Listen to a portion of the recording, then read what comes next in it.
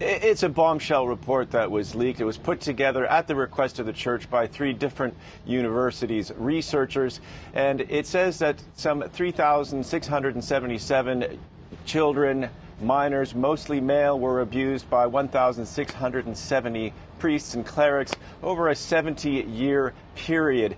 1/2 of the victims were aged 13 and under, and 1/6 of them were raped.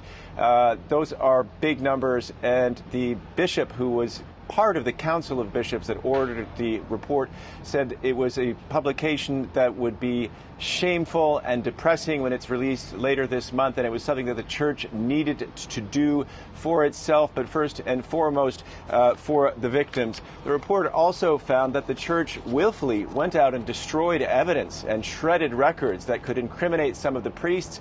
Some of them, despite having been found or suspected of sexually abusing minors, were moved to other dioceses, and the people in those parishes and dioceses were not warned of their previous predatory behavior. And the report concludes by saying that the church should perhaps reconsider the vows of celibacy that members of the clergy are forced to take, or that have to take in order to join the clergy, and it should also possibly reconsider its ban on homosexuals serving in the clergy. But the headline here is really the number of child victims, yet another child abuse scandal in the Catholic Church. Nick, the timing of these revelations is also of interest. Just why is that? Well, I think it's interesting to note the coincidence with the Vatican's announcement that there would be a meeting in the Vatican of bishops from around the world in February to look at this issue. I think Pope Francis is very keen to be seen as proactive.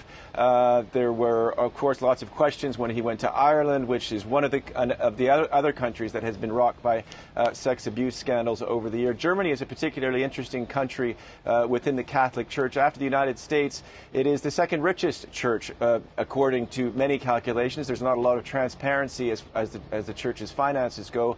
But the reason is because if you are a Catholic in Germany, the tax law here requires you to give up between 8 to 9% of your income to the church. Now, you can opt out, and people have been doing that in record numbers as scandals have broken in the media. There have been scandals involving a Jesuit school in Berlin, a famous choir school in southern Germany. So it's significant for the financial health of the church, if you will, quite apart from the terrible tragedies that the victims themselves have gone through.